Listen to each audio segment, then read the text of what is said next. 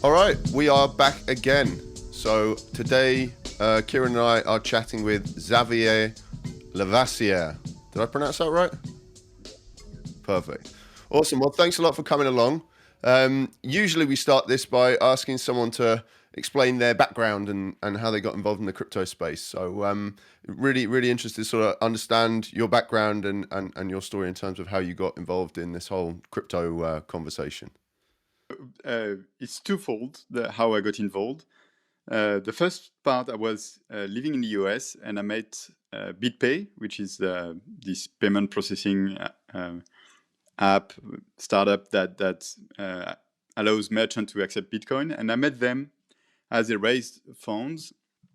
And so they were happy. It was one of the first time they had raised funds. And I was fascinated by the mixture of the business side of things, which is really American. From an European perspective, it was surprising to see this combination of this business, the technology, and also the more political aspects, because the founder was quite having a view on the political usefulness of Bitcoin. So I really enjoyed this combination that was surprising to me.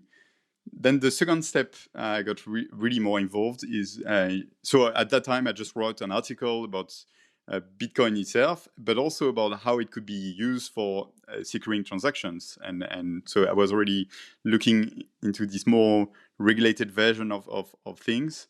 And the second step I got really involved was in 2016.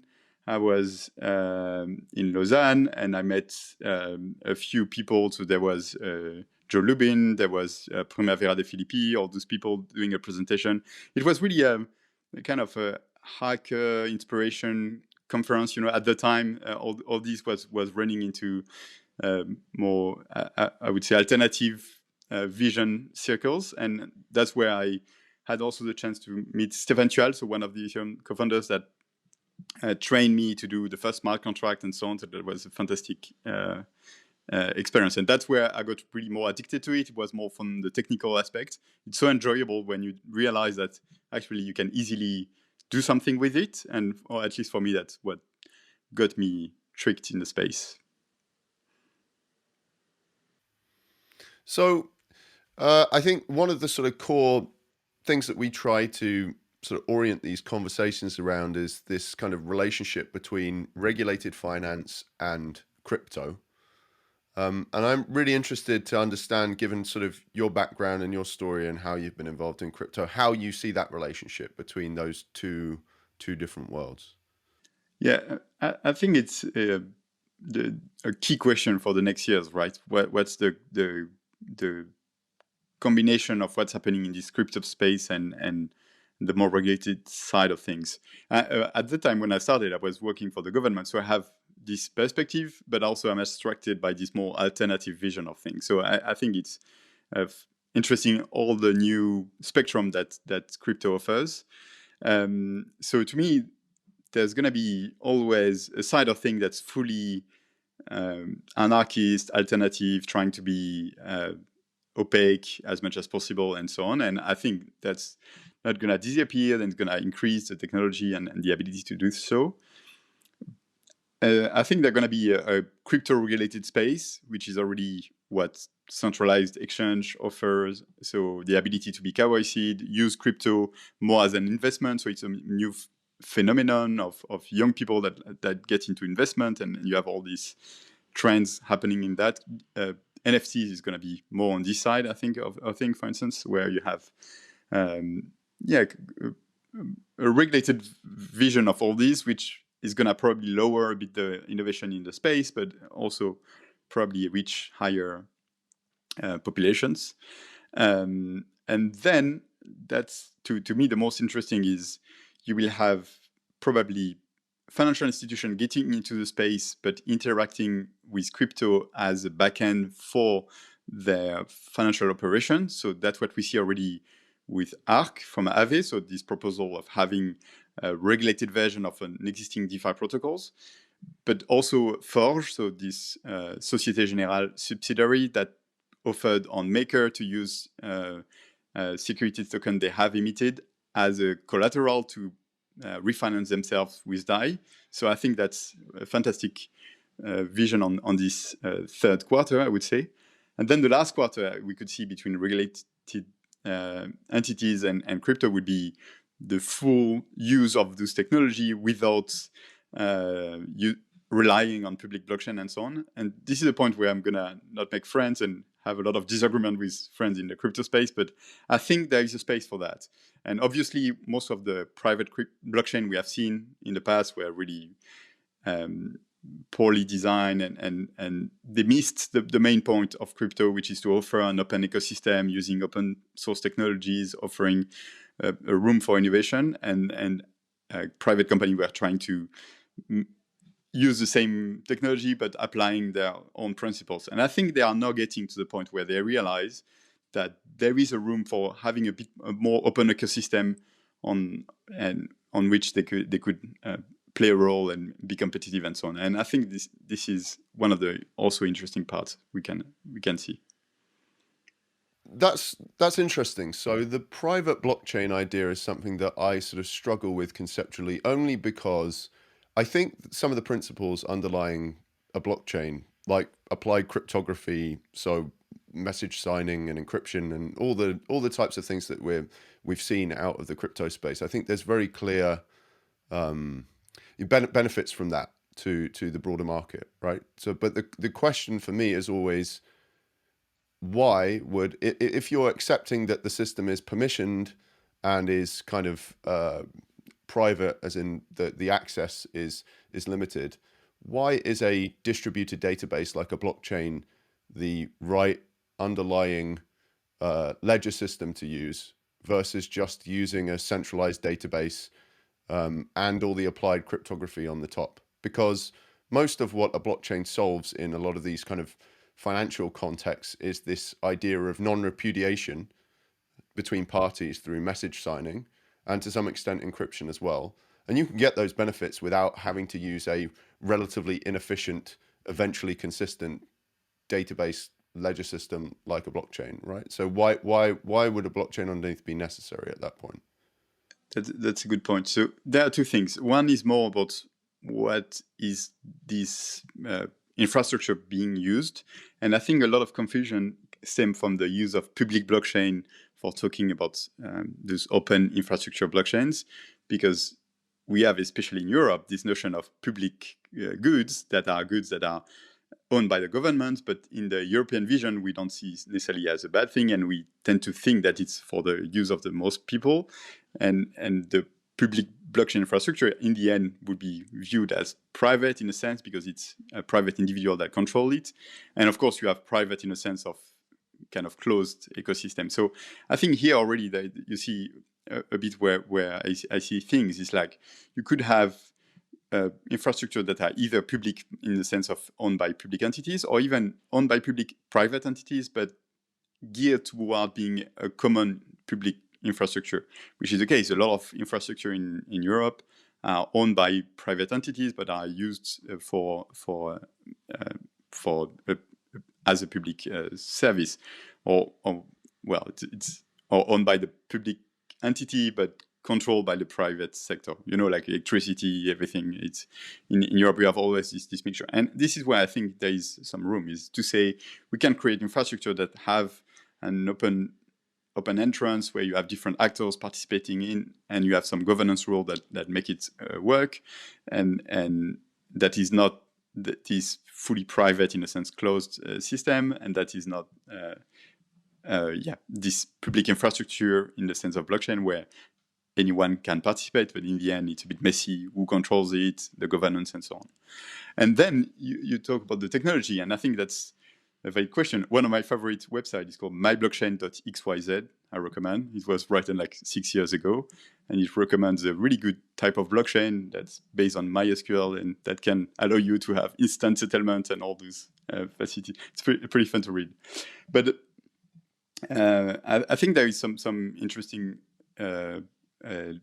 margins in between saying you have one entity that controls one database and having a more distributed system where you can have different rules of governance and so on.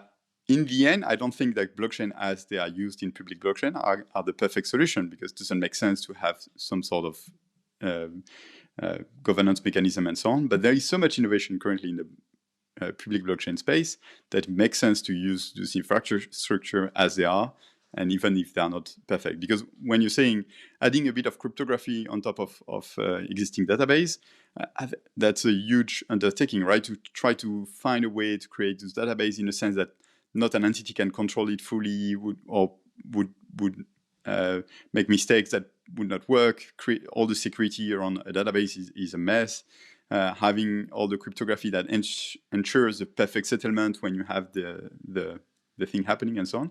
You have a lot of work to do, and that's a lot of the DLT space in general tries to do, but it ends up being quite complex in the end. So it's kind of, I think there is margin in this space, and there is a lot of innovation to happen. But at the moment, the way it works in public blockchain, in the end, is probably the easiest technology to use, because even in theory you could do perfect, you need hours of developers to work on this to make it work. And So maybe I think I'm not sure about that. So I think a lot of the projects that have tried to do this sort of hybrid DLT sort of I try not to use the word private because it's not really about privacy. It's more like permissioned.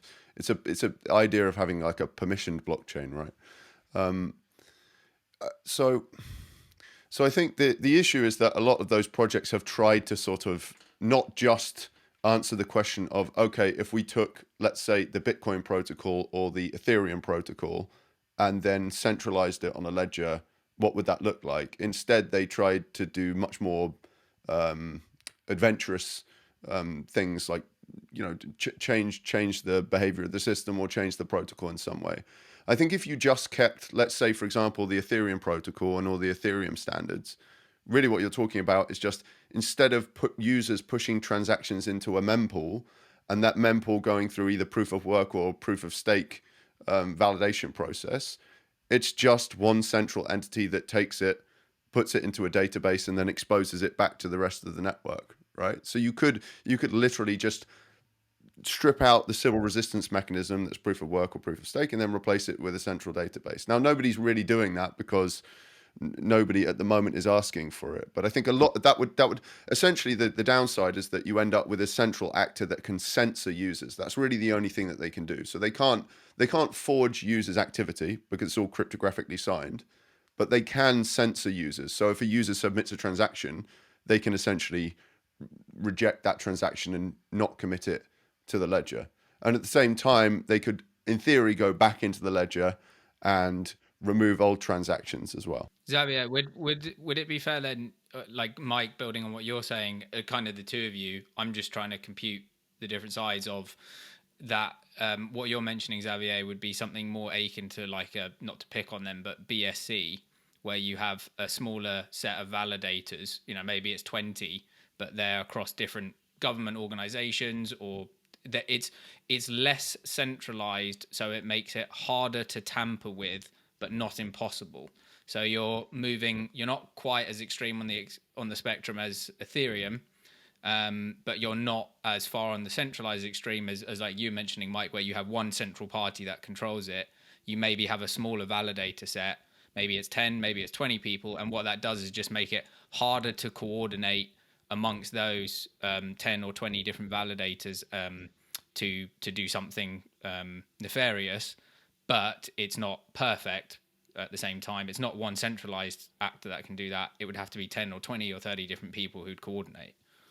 I think the key is that the nefarious action that they can take is to censor users, at least from my perspective. So the word tamper is a bit of a loaded word because people assume that means that the central actor could forge other users' transactions. But if you're using cryptography, you can't forge the action of another user because they only own the private key that is able to attest to their activity. So okay, so I think that is a good point, though. There are probably some use cases where actors are spread across different jurisdictions, and so not having one central actor in one jurisdiction that's beholden to one particular government and spreading it globally across all the different actors is within everybody's collective interest. Here are the quickie question, and as you can see, it's not a technology question. It's more an economic and legal question. And maybe between the different options you've mentioned, I see it's quite different depending on the objective you have. I think something like a BSE is strange in between because it's not a fully regulated organization that guarantees some sort of everything will happen according to laws and so on. And at the same time, it's not fully censorship resistant. So if a government makes pressure on Binance, they could probably influence the BSC network. I haven't dug into details, but I think that's here. So obviously, if you look from I want something fully censorship resistant, it's already bad, BSC, and everything I'm mentioning is even worse, right? But I think that a lot of our financial system work with some sense of and a neutrality, a fairness that's provided by law. That's the kind of system we work on. And if you trust enough institutions the way they work, they are never perfect, but you know that they can provide some sense of neutrality, in a sense that they won't censor you unless they have a really good reason to do so. So ideally, in a state of law, they will only censor you if they have a judge decision that decide that you shouldn't make this transaction, right? So even if we imagine that this infrastructure is just controlled by one entity, I think the fact they can censor you is actually an advantage, because that's the way it works. There are a lot of cases you want to censor some transaction. You want to censor if there are some messages that you don't want to be put on the blockchain, as we have seen in different recent instances. I think it was Adidas, right? When they launched their NFT, there were some people writing messages on it and so on. You want to avoid all this front running happening, so you want an entity that can, ensure a bit the way that works. So not necessarily the same one, but you want this kind of thing. So this ability to guarantee some high level of fairness, which is not it's gonna work the way it works as in Bitcoin. It's to say there are a lot of compromise we want to do, and that's the right thing. I feel like I should represent the libertarians here and offer the argument that the institution. I know, but I'm a contrarian, so the more you take the libertarian, the more I'm going to take the advantage of it. But a limitation on what I'm saying that's important is the problem I see that kind of failed for the moment is, as soon as you have an entity that's responsible and can censor, it's always going to be a bit messed up, because as they have some legal obligation, like typically a bank, the worst thing they don't want to is to lose their license. So they are scared because of that. And people make the bank the bad actors, but they're just scared of losing their business, and they can. And so they are always censoring a bit more than what would be required, just to make sure that nothing bad happens. The same with liberty of speech, right? A lot of actors and social media platform and so on censor a lot of things just to avoid any potential problem in the future, but that ends up with a system that's not working the way it should, because there are a lot of things that are acceptable for everyone, and that should be on these platforms, right? So the same thing with this financial transaction. And at the moment, we know that banks can censor activities related to crypto, for instance, which is ironic if we mention that they could participate in this. And it's always going to overstep. And because they don't want to take any risk, and they are really adverse risk actors, that doesn't work fully. So then there is a question how you can create this governance, this framework that will make sure that you have some sort of neutrality. But that's why also at the beginning I was mentioning these four spectrum of regulation and crypto, and I think you're going to have the four versions working together. So the fully anonymized private, the version that's regulated at the entry point but kind of work as they want, and the version that's a bit more regulated using the current infrastructure, and the version that's using new infrastructure. I think you're going to have the four, and you're going to have use case for the four, but each have trade-offs.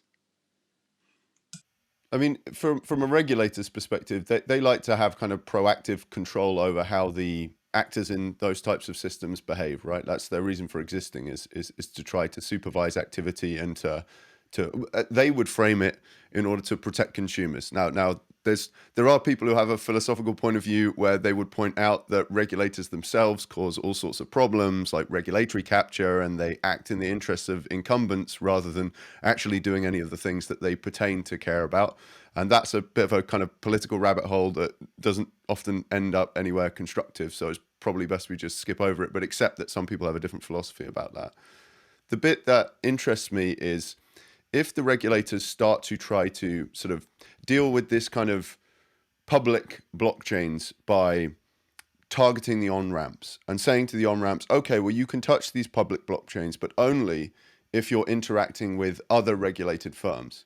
So effectively what they're saying is that there will be a sub-network within these public blockchains, whether it's Bitcoin or Ethereum, that is only addresses that have been whitelisted by firms that the regulator has allowed to kind of whitelist. So the effectively the financial firms go around and give you a Ethereum address or a Bitcoin address, and they confirm by putting it on a whitelist that that is something that's been KYC'd and gone through all the various AML checks.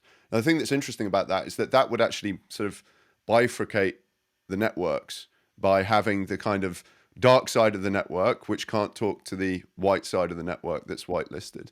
Do you think that's a possible outcome, or do you think that there will be murkiness and that it won't be so clear cut? First, I think it's already the case, right? In France, for instance, if you want to do an ICO, you have to be a registered entity and so on, but you still have people doing an ICO and allegedly not really targeting French people, and so that kind of works. So you have already a lot of rules on what assets can be on an exchange, and the upcoming regulation are going in that direction also. So to say you need a white paper that provides some guarantees, and on the other side you have like fully anonymous coin that with anonymous team and that don't care about anything.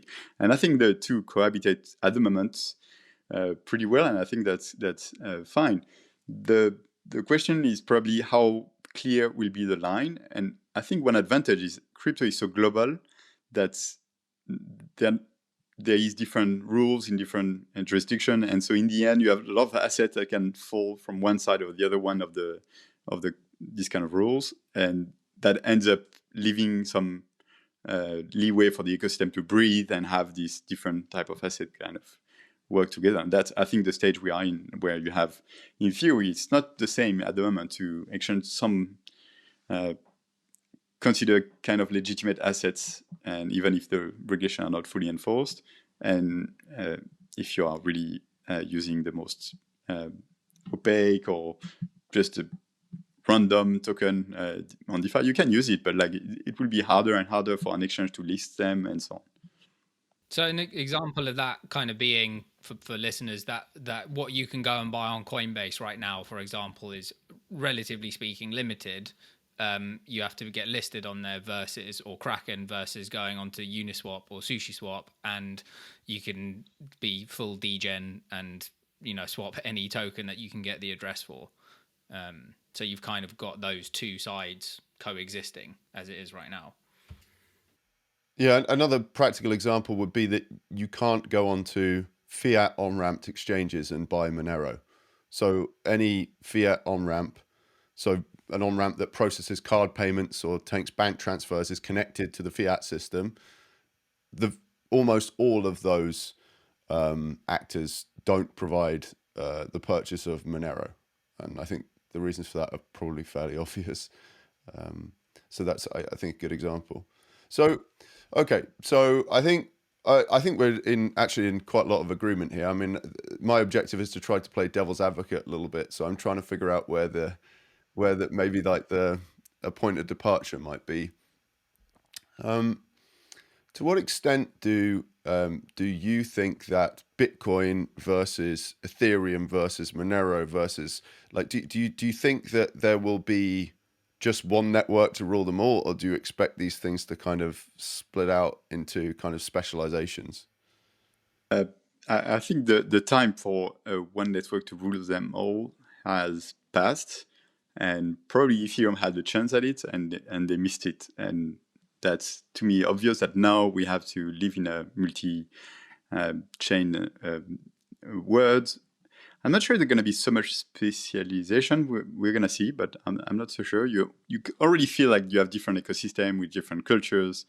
I've been in Lisbon for the last months, so from October, November, and I've seen all the different conferences. It was quite funny because it was like every project ecosystem was following the next one in the same venues and having different, and you can feel like you didn't have the same kind of people between the Ethereum ecosystem, the Solana, the Avalanche one, the Cosmos. It's always a different culture. So I think that's going to stay. You're going to have all those blockchain with different cultures and so on. Maybe there is some sort of competition and probably clarification that will happen between, I think, Bitcoin, that's a category by itself because it's the most recognizable brand. It has a clear message and values and these libertarian ideals with it for better and worse. That's going to stay with that. The more smart contract platform, and I think here probably there is a bit of competition between the different ones, and they're going to be losers and winners, but they're not going to be one winner. It doesn't matter on which platform you develop at the moment, as long as you have the guarantees that are enough for most people. And then there is all this category of more anonymity coins and so on, that I think it's going to be a very different use case and probably not the same kind of people using it and developing on it. So yeah, we're going to see some sort of differentiation. And probably the market are not really clear at the moment. Like people invest in crypto as a global thing, and there is no clear view on what are the upside for each and the narrative. The factors that should drive Bitcoin are not at all the same as the one that should drive the tokens of smart contract platforms. There is nothing common, and at the moment they are kind of in sync, the market. So it's the tension that's also quite interesting is, to some extent, there is a limitation in terms of becoming one network to rule them all, and that is the kind of the sort of transactional limits of a lot of these systems, right? So one of the issues with Ethereum is that the larger that it scales and the more use cases that it adopts, the more that the gas price goes up, which degrades the overall user experience because the transaction fees go through the roof. Vision of Polkadot and Cosmos to say, okay, it's impossible, this vision, we have to start with this more decentralized vision where you have different some different version of sharding and reconciliation and so on. But I think it's gone above that now. It's like everyone agrees that they're not going to be one recognized absolute settlement layers. There is different ones with different, and they all have already too much value for disappearing overnight. And now the key question is how much integrated they're going to be. Is it going to be easy at some point to really transfer my assets from one blockchain to the other one? There are a lot of projects in that direction, but at the moment it's a UX painful experience, and often it doesn't even exist. So that could be the key question. And there is all these, that's how this how easy it's going to be to integrate all those. I think there are many projects in that direction, and at some point for the user it's going to be seamless, and they're not going to care about the underlying blockchain. So then we go back to the question of like, what are the trade-offs that users are willing to accept? And at the moment it's not clear what people expect. So you have I agree. So I think one of the key things for me when I try to think about each of these different competing platforms and different public blockchains is, what is their underlying governance structure? To what extent does that sort of correlate with whatever sort of market of activity that they're looking to provide kind of infrastructure to? And then how have they used that to kind of trade off some of the qualities that users really care about? So I think users really care about two very important ones, which are transaction fees and speed of transaction. And so I think the blockchains that are very clear about what their thesis is in terms of governance, and then push to the edges in order to optimize for those two particular user benefits, I think are going to be the ones that ultimately win. And that's not to say that there's one answer to that. There's lots of different problem spaces that will have different governance trade-offs. But I think the chains that approach that design problem in that way are more likely to attract users because they'll be able to tune those other properties in an appropriate way. I'm gonna have to agree. It's like, but I think you said the key word. It's a question of thesis, of being clear of what's your objective and your vision for your project. And I think a lot of projects are quite blurry at the moment, and on this, and that's why the beauty of Bitcoin at the moment. It's a simplistic thesis, but it's one at least. But the question of governance plays harder than just a question of validation, because it's a question also of the long-term influence on the project. Every decision that's made is a result of governance and the way it's going to shape the future of the project. And it's amazing to me how much naivety there is in this space at the moment. Like, I feel every project is trying to reinvent with some voting mechanisms of how to make governance, when humanity has thousands of years of experience in that topic, and you have developers that have little experience in participating in a human organization, that all of a sudden are trying to encode some rules on how to make this project go forward. It can be the voting mechanism, but even like the way an upgrade works on a node is some sort of element that is going to influence the way governance happen. We have seen in Bitcoin of how it was critical. Like some basic protocol rules can influence the way the different stakeholders can influence an ultimate decision. And to me, we need a lot of researchers to help shape appropriate governance mechanism for this project. And it's not only a question of decentralization, it's also a question of making good quality decisions. And just a yes-no vote is not a fantastic way to decide everything. Yeah, and neither in many cases is kind of direct democracy either.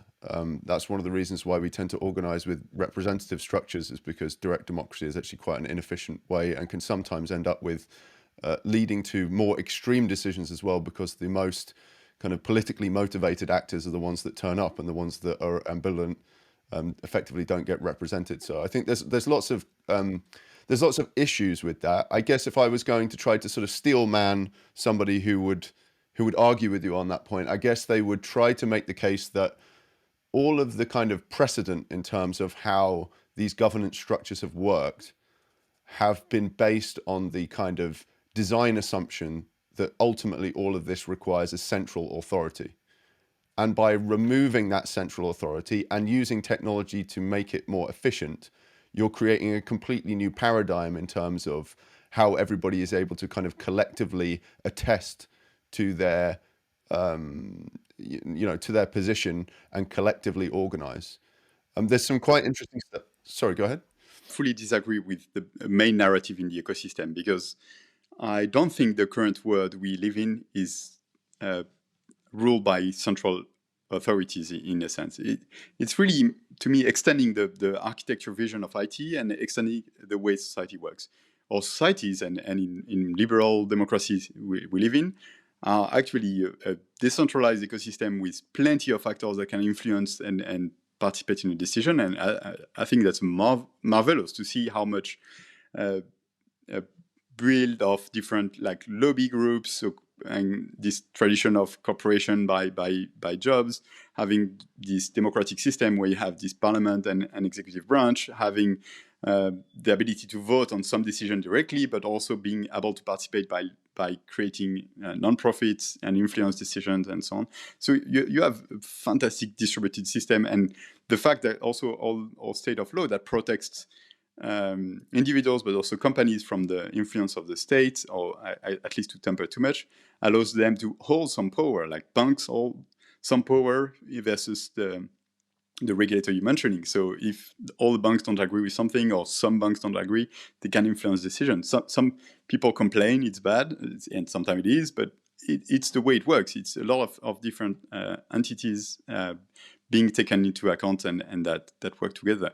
And that's what's missing in this subtlety in the crypto space. By saying it's fully decentralized and only individuals decide, in the end, you just have isolated individuals. And in the end, you're actually more prone to have more arbitrary decision also taken in a sense, because you have less organized influence on the system. So somebody with a lot of influence can decide.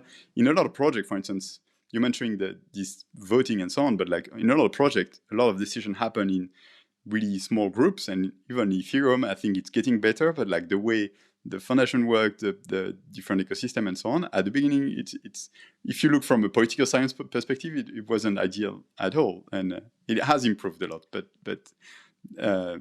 you need some to think a bit more subtly of the different ways groups and interests can be represented in your system. And I think the way the current system works is, to me, a better ideal than this fully decentralized vision. On that note, are there any examples of projects or protocols that are experimenting with kind of governance mechanisms that you think are interesting and moving in the right direction, or you're still not seeing that transfer through yet? Still a bit naive. I think in the DAO space, you see a lot of interesting new strategies, and they are trying to take that into account. There are many different intents to take into account more stakeholders, to go beyond the voting mechanism and so on.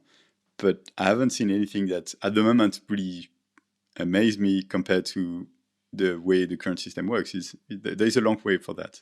I think we are just at the beginning of this thinking, but I think it's promising. I know I sound negative. It's promising that there are people working on this, but we definitely need to take more inputs on what has been thought before on these kind of topics.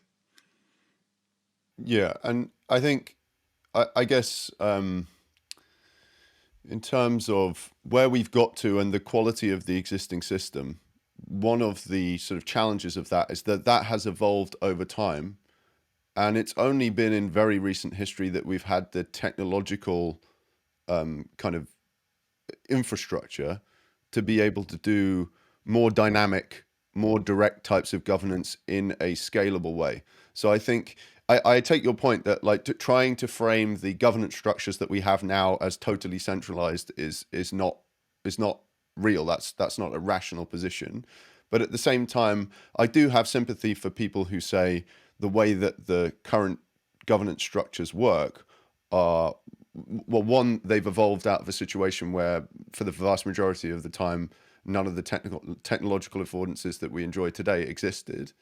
And two, that the process of that evolution was bound by the power structures that were established by those archaic constraints. So what I mean by that is that, so for example, in the UK, we have something called first past the post. It's extremely controversial method of voting because it means that minority parties have to get a significant order of magnitude more votes for the equivalent number of seats in Parliament because of the way that voters vote tactically, because there's only one winner picked in each individual jurisdiction. And that has been the case for many years. Now, there's the minority parties want to change that, so they want to introduce something called proportional representation, which would allow them to, allow voters for them to have more of a say in the voting process. The problem is that the two parties that end up in government have totally misaligned incentives, and obviously because the first past the post system pushes voters towards them, either of the two, then they're massively disincentivized from allowing it. So I guess that there are people that point out that those dynamics are one of the reasons that maybe that there is an opportunity cost in not achieving the art of the possible in terms of the way that we govern institutions and society as a whole. You mentioned two things that are quite interesting. On one side is what can really the technology bring new on this governance structure. I'm not convinced at the moment that all this technology brings something radically new in the way human can organize. I think it opens a bit of new doors. This ability to have a common governance of an infrastructure is something interesting. This idea of having an ownership that's not really reliant on a third party is something interesting. So it's more possession than an ownership, but that's something interesting. So, but that should be detailed a bit more. Like what's really new, what this technology brings new. But the other point you mentioned is probably the most exciting part of this space is what if you start from scratch and you don't have the existing infrastructure, what would be the ideal system? And that's why also things are a bit naive, because it starts from a blank state and you can create everything. But at the same time, it's super exciting.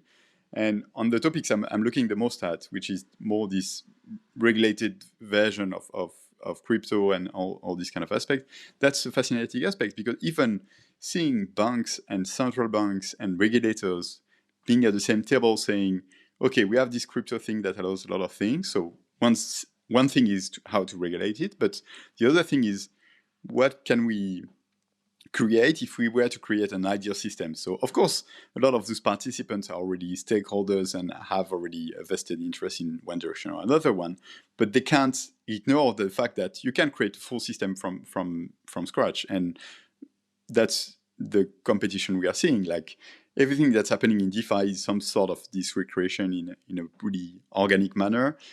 And a lot of the CBDC projects, for instance, are going in that direction also, trying to, and there is some sort of competition. So you're not fully, you can only rely on your existing market power to say, okay, I'm going to control the way finance work because I'm a big bank and I'm going to stop any new legislation that I don't want to change.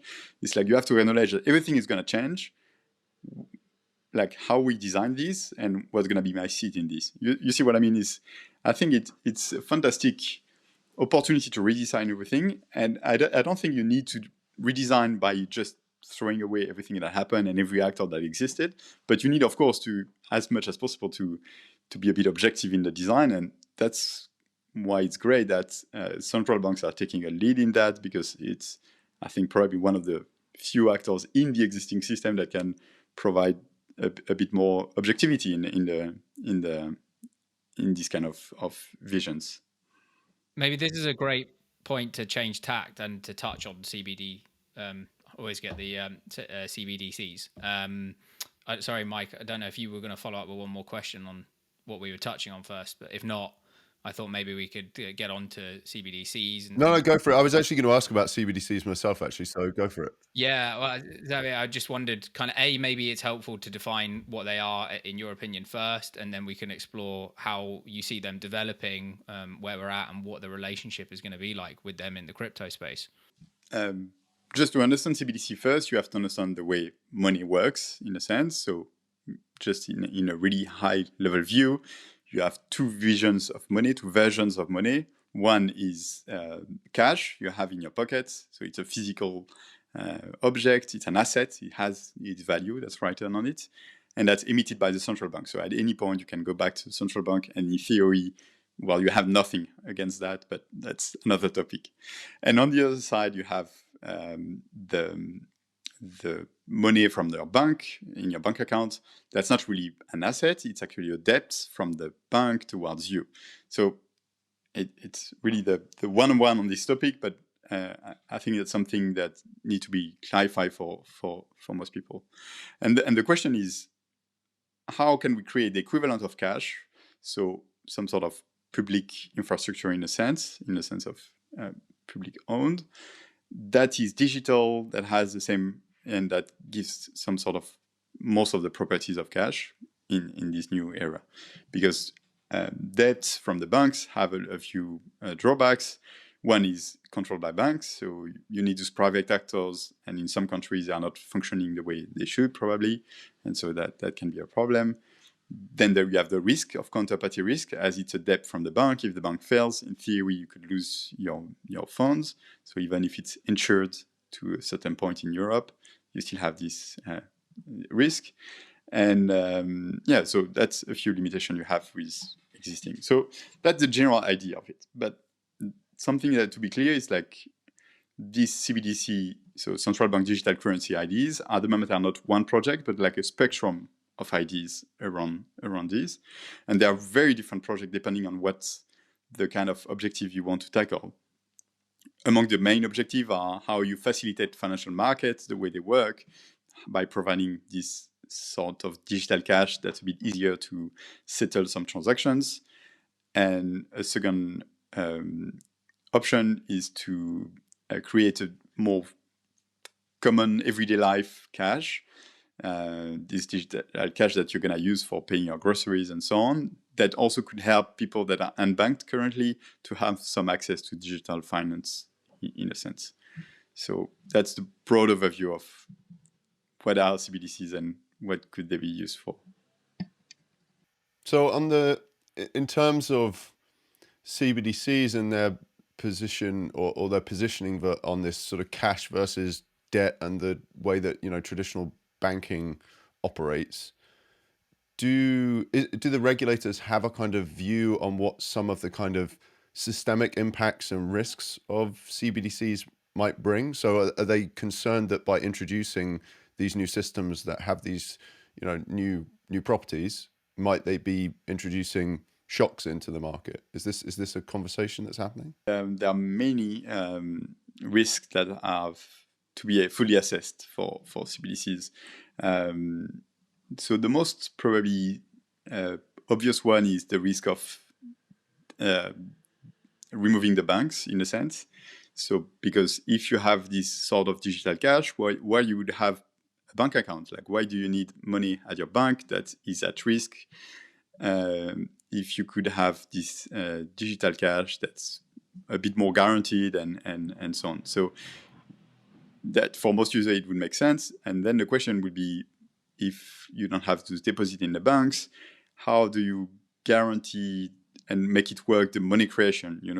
The fact that money is created by the bank against a certain amount of high quality assets, and that allows them to create this money that's going to be the one that is in your bank account. So the way the economy works in general is kind of challenged by if you create this more tangible version of money in a sense. So my intuition, but I'm not an economist, so I can't know, but my intuition is, so there is this risk if you work the way the economic system work and you just create a CBDC that's massively used, probably it will unbalance things until a certain point. So there have been a few papers written by economists on this saying probably it's not going to be used that much because a lot of actors are going to still rely on their bank accounts, and so kind of trying to assess the impact of it.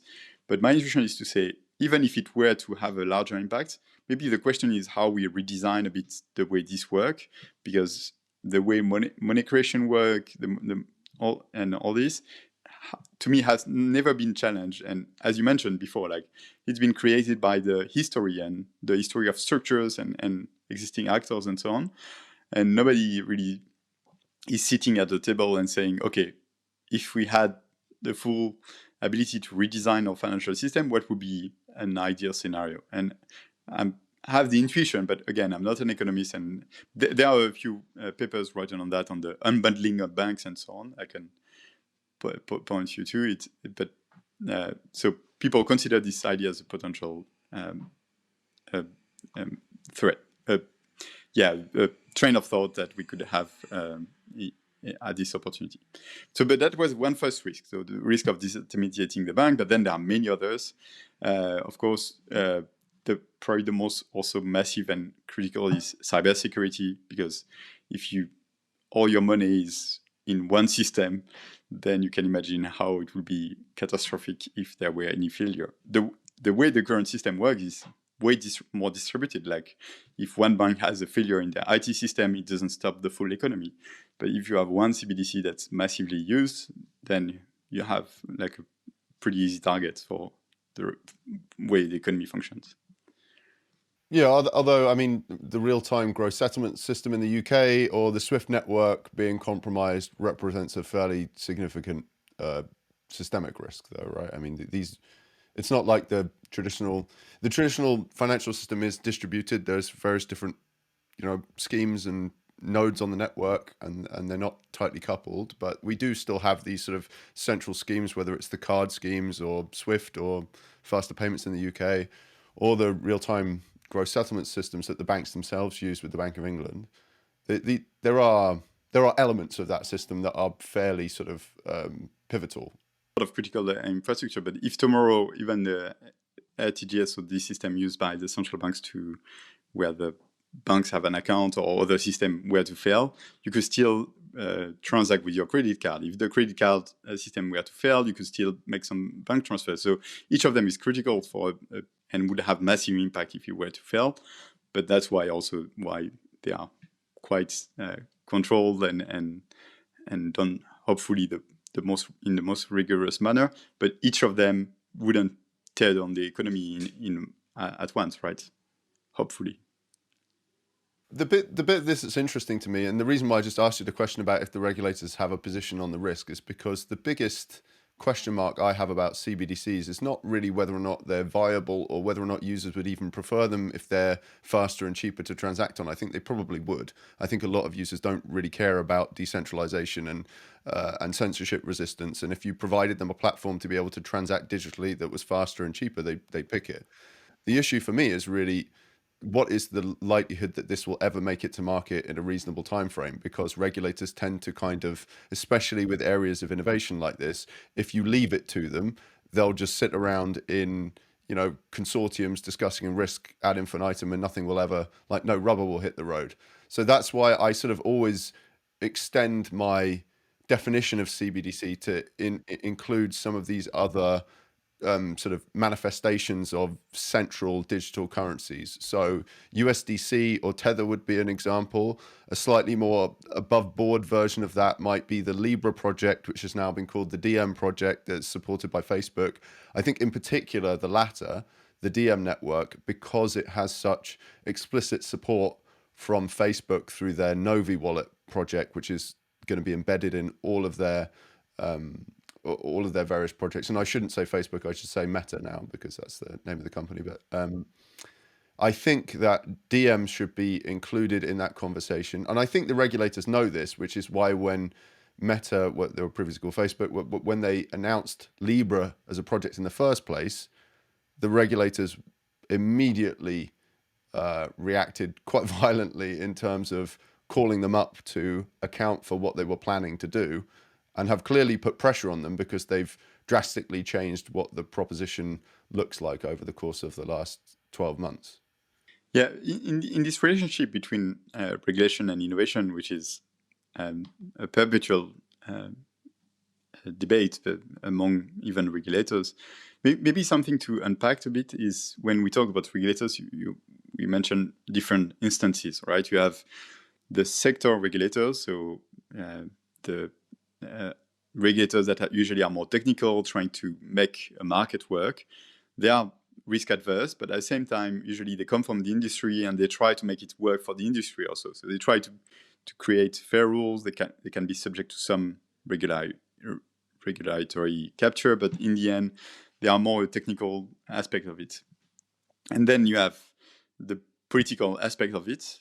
And I think this is important because at the moment, there is a huge difference between what's happening in Europe, in China, and the US from the political aspect. I think the rest is going to be have similar views. I would say there is some coherence between what says the French market authority and what says some US market authorities, with different regulation and so on. But like in the vision of what's the potential, what's their role, I think they have a similar view. But on the political aspect, there is a huge difference.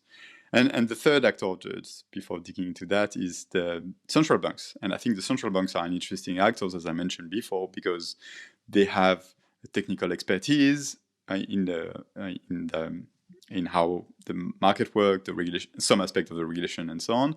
But they also have this public interest aspect where they try to do something that hopefully serves the different interests together, right?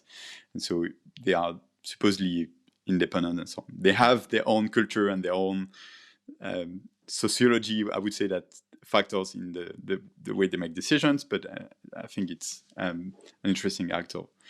But going back to the political aspect, and you're mentioning the Libra ADM and how actors have reacted, I think that's where we have the main challenges in the way things have been approached recently, is that you have this political reaction where you feel like, oh, we have a threat, and especially in Europe, because it's going to be an American company controlling a huge system and so on. But that didn't translate in a strategy on how we want to act and create politically, I mean, a political strategy on what is the play of Europe on this topic. And then it falls down to regulators and to central bank to be sorting out a political problem, right? So that's what's happening currently, where in Europe we have two main projects in that are a direct result of Libra ADM. One is MiCA, so the regulation on crypto assets, and that's fully written some paragraph targeting Libra. So saying, if you do something like Libra, you have to be regulated, and if you go above a certain threshold of importance, then you have to be more heavily regulated, because that's scary. But in the end, it's gonna alter European projects, because Libra is not gonna happen the way it was planned anyway, and so it's a mismatch. And the other one is the European Central Bank project, so the European Central Bank that's planning a digital euro. So and here you have also same, like they are discussing at the moment the different technical ways of doing it, the different technical aspects and the economic question and so on. But there is no political backing of like saying, okay, we need to have this strategy as Europe to have a play compared to the way crypto markets work at the moment and where they are located and who is benefiting from them. And compared to all those Libra, ADM, new stablecoin project, and so on, what's our play? I don't see it. And so it's less a fault of regulators trying to tamper with innovation, and more a question of like regulators just doing what they do, regulating and making some rules, but without political strategy. I think it's going to end up just being creating a fair market, but not an efficient play for Europe, for instance. I think I've made this point on nearly every single episode, so I'm definitely at risk of repeating myself. But one of the things that crypto really adds to the mix here is by providing a venue that market actors can go to not have to negotiate and ask for permission, and allowing the market to potentially evolve its own venue, regardless of whether the regulator believes it should be possible or not. It is putting more pressure on those institutions to ensure that the regulated environment that they provide is affording the market what it needs. Whereas traditionally, that type of pressure didn't really exist. It was their way or the highway. So I think one of the things that crypto, regardless of whether crypto ultimately ends up being the venue where a lot of this activity takes place, and to my mind, I think networks like DM and USDC and Tether and all these other kind of more, let's say, private rather than monolithic government-driven platforms, I think regardless of whether or not crypto ends up winning or losing, I definitely think it's providing a social benefit by keeping those institutions more honest in the way that in the timeframes that they operate in, and in terms of their kind of openness to the needs of the market and the innovation that they're demanding. So I wish I were as optimistic as you on this. So at least we are disagreeing. So three things. First is that relies on the idea that regulators can't fully tamper with crypto the way it exists. And here it's an intuition, but I'm not so sure. I'm not so sure that if regulators really wanted to go after crypto, they couldn't really lower the interest in this market. If you regulate every on-ramp heavily, if you make it really hard to use it, if you tax a lot the gains from crypto, it becomes already less attractive. I see in France like how much people are realizing that after making gains and being super excited about their crypto, they realize how much they're going to be taxed on it, and they are already feeling like it wasn't so fun. Well, they have strategy, but I think that's something that factors. So yeah, generally, I think that regulators could regulate in an aggressive manner crypto if they wanted to. So I'm not so sure the balance of power is being challenged. And the second is, do they care about crypto at the moment, and do they feel like they have to act because of it? And I don't feel so much. So I feel like they have this idea of they are the gateway of the way the market work, and for the end users and so on. So of course they have to create new rules to adapt to this, but I don't think that they feel like it's going to change their role, the way things function necessarily. As I mentioned before, I think it's an opportunity for everyone to rethink a lot of these rules, and they think about that, but they don't feel like they have to change necessarily the way it works. CBDC are pushing more. If that was true, just to challenge that a little bit. So if that was true, when Libra was originally announced, it was going to be structured out of Switzerland and it was going to be a basket of currencies. As soon as Facebook, at the time, announced their involvement and how the Libra organization was going to be structured and that it was going to be a basket of goods that was going to be embedded in all of their, social media properties, and all their users effectively were going to be turned on to this network, all of the major regulators immediately, like it was instant that they started demanding answers and demanding more details. So if it was true that they kind of didn't really take it seriously, why would it be that they were so kind of they knee-jerked so suddenly just based on that one announcement? No, they take it seriously, but I don't feel like they are threatened and they have to change their ways because that exists. They assess the project, and that's why all these regulations are coming. Is like they decided, okay, we have to act, and we're just going to apply our existing rules and target a bit better these type of actors, and so we avoid it to happen in a way that we don't feel comfortable with. So again, it's a question of the balance of power. If they weren't threatened, they would react in a kind of less aggressive way. They were very quick to call up the Libra Foundation to explain all of the details of what they were planning on doing. If they were certain that they had all of the kind of means by which to control it, why would they?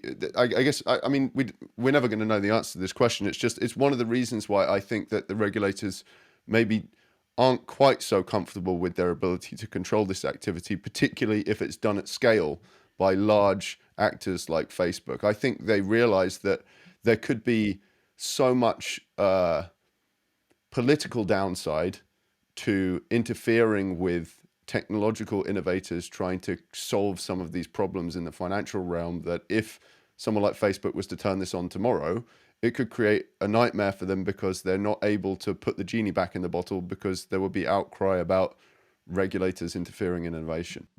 But so that makes my point. Like if they are doing that for Libra and not doing it for crypto at the moment, it's probably that they are not threatened at all by crypto. And if we distinguish the two, but on the reaction again, it goes back to the distinction. And among regulators, there are the regulators in the proper sense, and there are the political aspect. And I think the question is probably triggered mostly politician also. Like at some point, it was a political question of having this large foreign actor or even a national actor in the US tampering with a lot of fears that are linked to sovereignty. And the clearest mistake of Facebook was to brand it as money and not as just a payment system. It wasn't as exciting to say we have created a new payment system, but that would have avoided a lot of the triggers they've pulled. But so they take it seriously, but they feel comfortable in being able to control or step in with a DM as an example, and shut that down or regulate it, whilst not feeling a pressure to have to change the current systems because of that. That's kind of what I'm taking from. Yes, not to say that there is no influence and there is no new innovation happening because of what's happening in crypto. Everything that's happening is because of crypto. But I don't feel like there is I think the balance of power from the point of view of regulators they feel is in their favor. So and that the moment they would like to shut down crypto, they kind of could, and so that's why they're not worried. Otherwise, they would react if they were really threatened. I'm just conscious of time, and I thought maybe that's a good point to wrap up on that point. I wasn't sure if there were any other areas you wanted to discuss or cover, or Mike, if you had any other kind of closing questions. No, I think that was a really interesting conversation. I think this whole issue of central bank digital currencies and how the regulators treat them is super interesting. I also think your point about the difference between the various different arms of the kind of regulatory suite, particularly, in the UK, we have, the conduct of financial firms via the Financial Conduct Authority is separate from the Bank of England's regulation through the Prudential Regulatory Authority, which looks at systemic prudential risk.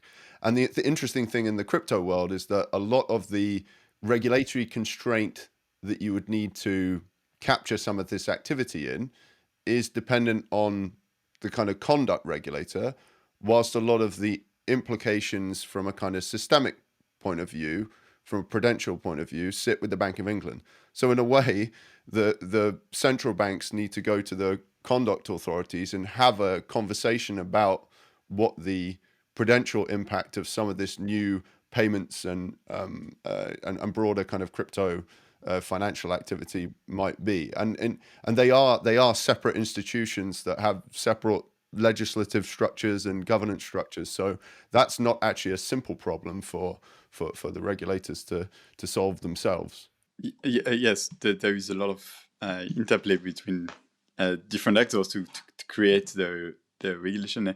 We go back to your question of I think it's a good point of existing structure versus ideal word. And I think that not only this existing structure are in some benefits because it's also shows some experience of like we need some different actors because they have different roles and we need all this ecosystem. You know, the same as your gut bacteria. You know, like we don't know currently, modern science don't know how to create the gut bacteria ecosystem because it's your body that creates it and we in interaction with the environment and creates what's suited for an individual.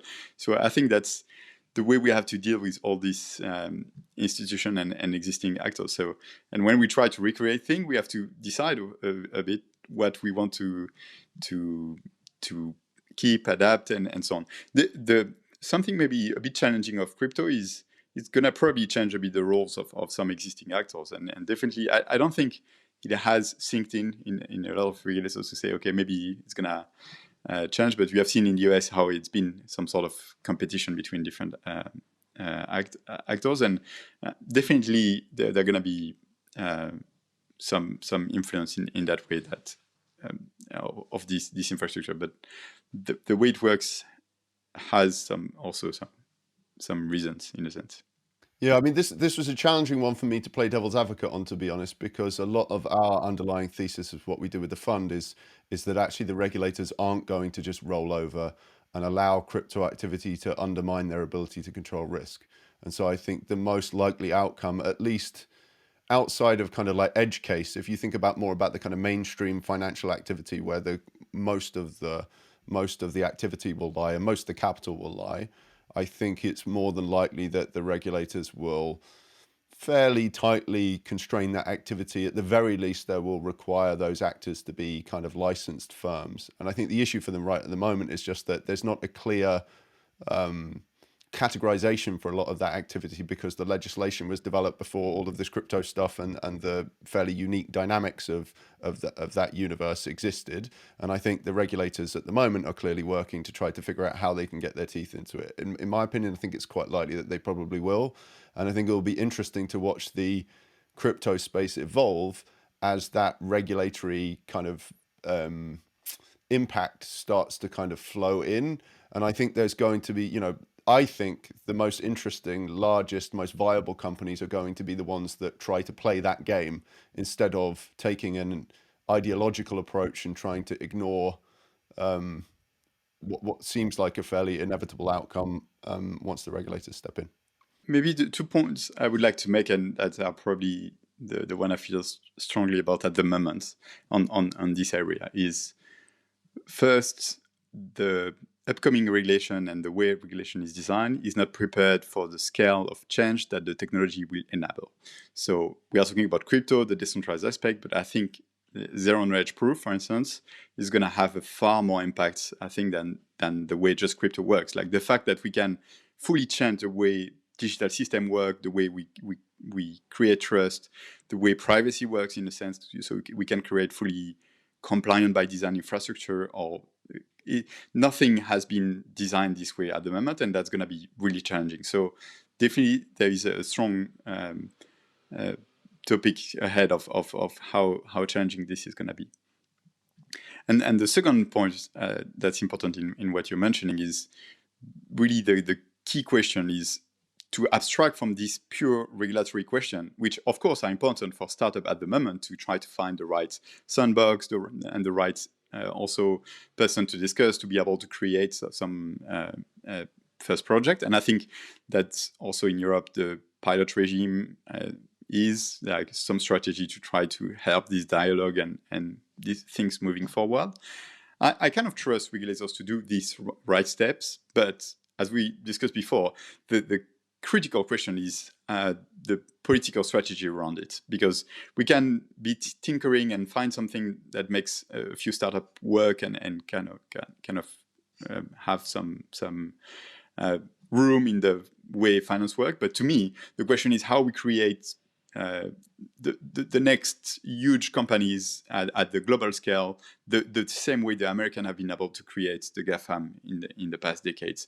And I think there is an opportunity currently in Europe to do so, because the way the regulatory system work in Europe is probably more suited to create like really detailed, precise regulation for this kind of topic, but there needs to be a strategic view on it. It can't be just making the rules that kind of work, that make it kind of fair. Like this way, you don't create anything. Simple example of these rules that are targeted to limit the scale of a stablecoin. Like that works if you want to keep things safe. That doesn't work if you want to create massive strategic actor. I don't know what's the right solution. I'm not enough an economist to know what's the right strategy we should take, but what worries me, and at the moment there is no strategy on this. So it's like I'm meeting a lot of startups, probably as you. It's like I'm glad that they can make it kind of work, but I'm not feeling a lot of plays that can really reach the massive impact that needs to happen. But it happens in the NFT space, weirdly, because as it's a bit more under the radar of existing rules and of the existing, there is no regulatory agency that targets NFTs in a sense. So that it's a bit under the radar, and that works better in the end. And you can imagine having massive NFT actors happening in the next years, when in the more financial aspects, it's I feel it harder, because you have all this existing framework and this adaptation work, and there is no strategy of saying how we make a huge financial actor come out of the UK or Europe. Well, I think that's exactly why I think that it's so interesting for a fund that's looking to invest in really early stage teams, is because if you can figure out who the teams are that understand what their ultimate goal is and what the vision is, but then they're willing to kind of roll out their sleeves and get their hands dirty and figure out how to play that game with the regulator. So to what extent do we work with them? To what extent do we kind of use some of these other crypto venues to kind of subvert some of the rules? Like you need to figure out the teams that are kind of pragmatic enough to not approach it ideologically, but to approach it in terms of what are the user needs that we're trying to meet, and how can we use all of the tools that we have available to us in order to kind of, from a purely kind of like startup gritty point of view, shove this thing forwards. And I think that really kind of plays into the strength of a small kind of grimy startup mindset versus a large incumbents mindset, because large incumbents have like big legal teams and compliance teams that wouldn't be comfortable with playing on the edges of the regulation. They're going to be naturally, risk averse when it comes to that stuff. So I think this new environment that's emerging, that I would call new finance, I think is perfectly suited to these kinds of small actors. Yes, but as you say, like there are three plays in a sense. There is figuring out what's your users and the need you're addressing really. There is this hands dirty discussion about existing regulation, trying to find the right niche and so on. And I'm seeing a lot of interesting projects at the moment that are even taking advantage of the regulation as a way to find a niche and an approach. And there is third, also the longer play, like how the space is going to grow, how regulation is going to evolve, because as we mentioned, like it's going to evolve a lot in the upcoming years. So it's not only a question of applying existing rules, it's a question of like how you position yourself for what's potentially happening in 5 years from now. And 5 years, but also that is affected by what is happening literally right now, and sometimes slipping out of their grasp, right? So I think it's going to be really interesting to watch the regulators sort of deal with these slippery small companies that they're trying to control, and they, to some extent, they don't want to force them further and further away. So they're going to have to play this game. The regulators, at the same time as the startups, are going to have to play this game where they're sort of trying to work with each other, and it's not adversarial, it's kind of cooperative, but there is definitely a tension there, and there's going to be interplay in both directions. I think it's going to be interesting. I think that's a great place to call it, and Xavier, I think we'll have to get you on for round 2. Yeah, for sure. Because there's a lot that's been left unsaid or uncovered or unexplored. But it was a pleasure to discuss. Really. Where can people find you though if they want to reach out? Is it socials, LinkedIn? Yeah, well, the most common is probably Twitter. So my name on Twitter is Xavier Lava. So Xavier, the name, and Lava, like lava. And LAVA, yeah. And yeah, maybe LinkedIn. I'm posting more like every week. I'm trying to find a good report and publishing it. So you can find me there also. But engage with me directly on Twitter. I'd be happy to discuss. Awesome. We'll put that in the show notes. Thank you again for coming on and chatting with us. Super interesting, and we'll definitely have to have you on again in a couple of months' time. Yeah, thank you. It was really a pleasure.